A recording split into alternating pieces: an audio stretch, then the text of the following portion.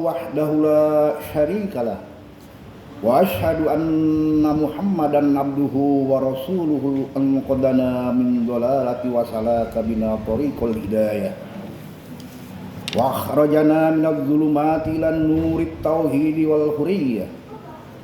Allahumma shalli wa sallim ala sayyidina Muhammadin wa ala alihi wa sahbihi salatan wa salaman daimaini mutalajimaini ila yaumil qiyamah.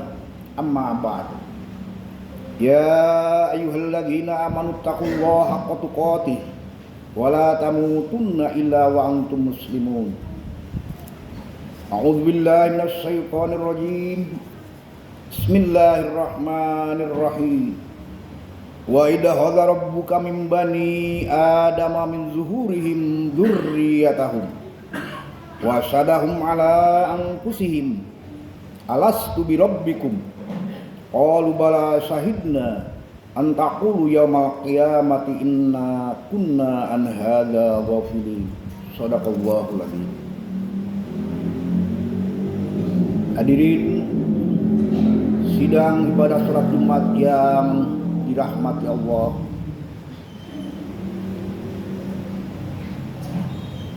khotib ingin berwasiat di dalam Al-Quran surat Al-A'raf ayat ke-172. Wa idza hadza rabbuka min bani adama min zuhurihim dzurriyyatahum. Dan ingatlah di saat Allah yang telah menciptakanmu mengambil janji setelah Nabi Adam, di saat manusia dikeluarkan dari sulbi bapak-bapaknya, kemudian aku Allah mengambil perjanjian, alastu birabbikum, bukankah aku ini Allah yang telah menciptakanmu dan menetapkan aturan kehidupanmu di dunia? Qalu bala syahidna. Ruh-ruh manusia menjawab kepada Allah, betul, aku bersahadat, bersaksi dan berjanji akan membuktikannya dalam kehidupan dunia. Antaqulu yaumal qiyamati inna kunna hadza ghafilin. Aku Allah katakan yang demikian agar manusia hidup di dunia tidak ada alasan untuk mengatakan aku lupa dengan perjanjian ini.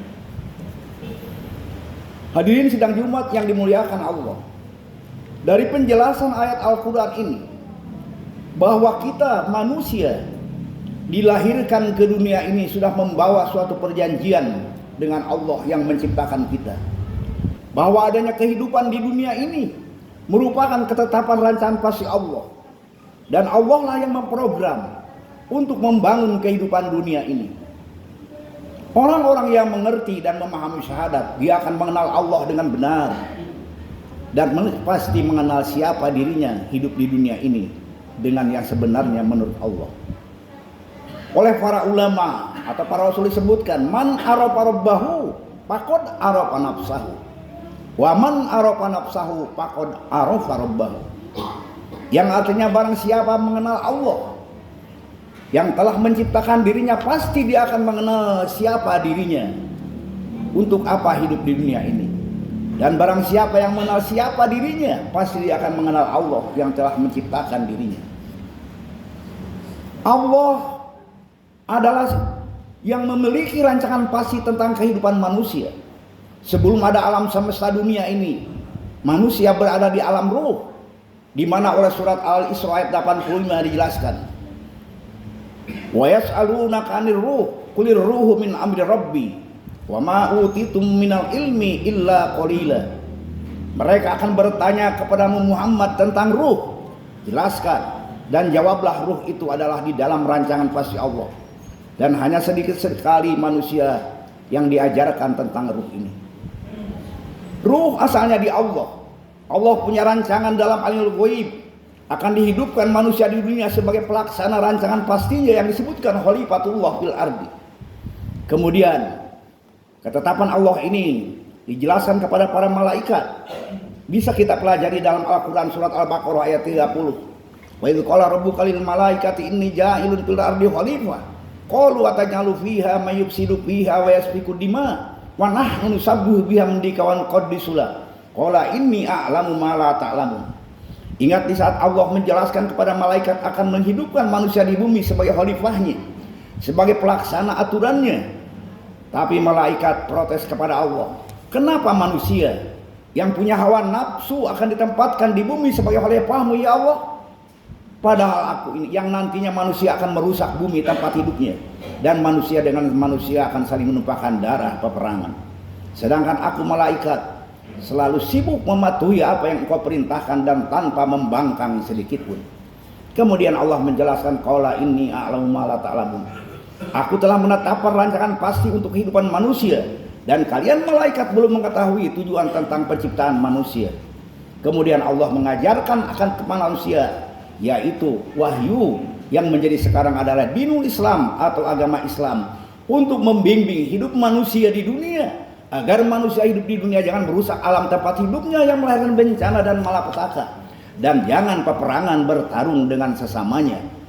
Untuk itulah Allah menghidupkan manusia di dunia ini.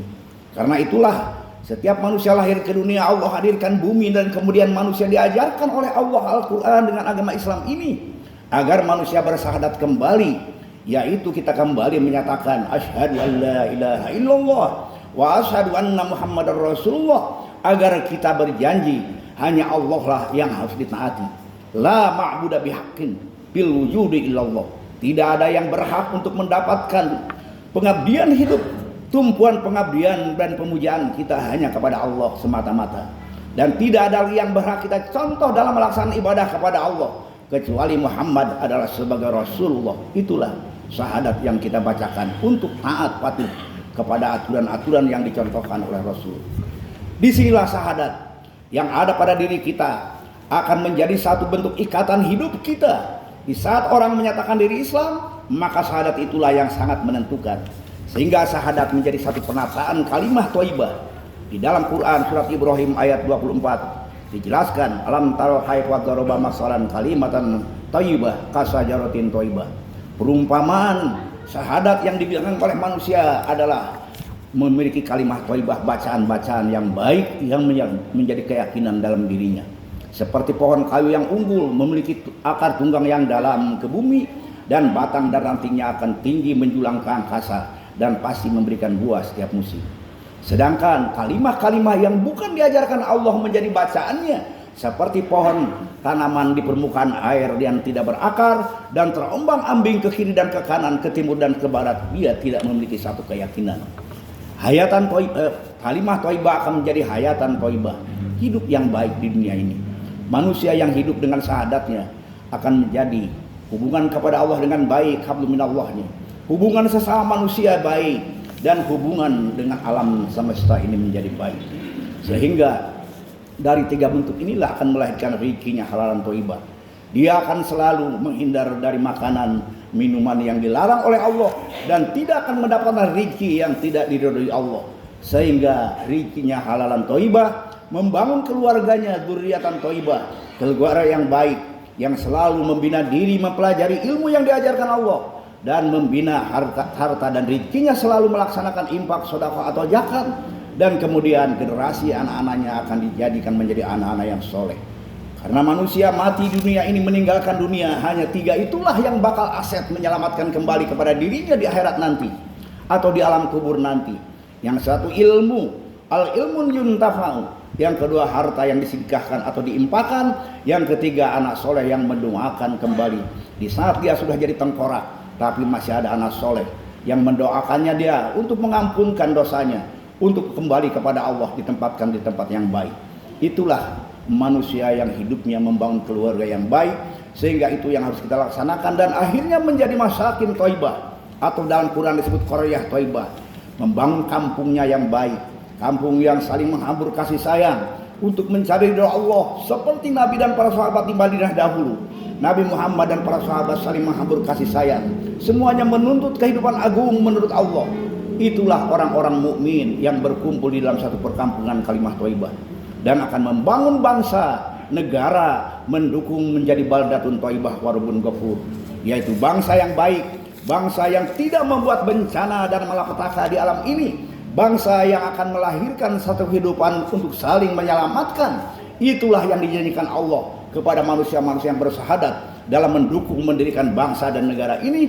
Karena bangsa yang tidak membangun syahadat ini akan menjadikan bencana di bumi ini, seperti yang difirmankan oleh Allah, dhaharul fasad fil barri wal bahri bima kasabat aydina, bencana dan malapetaka yang terjadi di darat atau di laut itu adalah hasil olahan-olahan tangan-tangan kotor manusia yang tidak memegang teguh terhadap janji hidup dengan Allah. Karena itulah, mari kita bangun bangsa negara ini menjadi bangsa yang mampu membangun bangsa yang subur makmur, manusia yang betul-betul taat kepada Allah, bebas dari segala maksiat, di mana Allah berjanji kalau manusia bangsa ini sudah seperti itu, walau anak halal qura wattaqau lapatahna alaihim barakatim minas samai wal ardh. Kalau manusia-manusia di negara ini beriman dan bertakwa kepada Allah, maka Allah akan memberikan keberkahan dari langit dan bumi dan bebas dari segala bencana. Itulah orang-orang yang syahadatnya kemudian memegang teguh dalam kehidupan ini, di mana setiap kita nanti akan berakhir dari kehidupan ini. Maka mati disebutkan maitatan thayyibah. Bisa kita pelajari dalam Quran surat An-Nahl ayat 32. Orang yang mati dalam keadaan membawa syahadat kembali kepada Allah, difirmankan oleh Allah, alladzina tatawaffahumul malaikatu thayyibina yaquluna salamun alaikum udkhulul jannata bima kuntum ta'malun. Orang-orang yang dimatikan oleh malaikat dalam keadaan membawa syahadat yang baik, Allah, malaikat berfirman berkata, salamun alaikum, keselamatan, kebahagiaan, kedamaian untuk kamu, dan masuklah ke dalam surganya Allah karena membalas apa yang telah kamu kerjakan selama kehidupan di dunia ini. Atau oleh surat Al-Fajr di akhir dijelaskan, ya ayyatuhan nafsul mutmainnah irji'i ila rabbiki radiyatan mardiyah fadkhuli fi ibadi wadkhuli jannati. Wahai orang-orang yang telah ruhnya berpisah dari badan, kemudian kembalilah kepada Allah, kemudian dengan ridho dan diridhoi, masukilah kelompok hamba Allah yang soleh dengan para nabi, para sahabat dan orang-orang mukmin, dan masuklah kepada surga yang telah Allah tempatkan untuk balasan bagi manusia mukmin. Itulah harapan kita semua. Mudah-mudahan kita semua dalam hidup dunia ini ingat kepada janji kepada Allah dan hiduplah di atas janji dengan syahadat kepada Allah, sehingga sholat kita menjadi benar, zakat, infak, sedekah benar, puasa, saumnya benar, dan kalau kita mampu juga melaksanakan ibadah haji. Itulah rukun Islam yang 5 yang harus kita laksanakan, sehingga apabila kita nanti berakhir dalam hidup ini, kita kembali kepada Allah, membawa syahadat kembali, dan itulah harapan kita semua. Mudah-mudahan kita bisa menjadi orang-orang yang husnul khotimah. Alhamdulillahirabbil alamin. Barakallahu li wa lakum fil Qur'anil azim wa nafa'ani wa iyyakum bima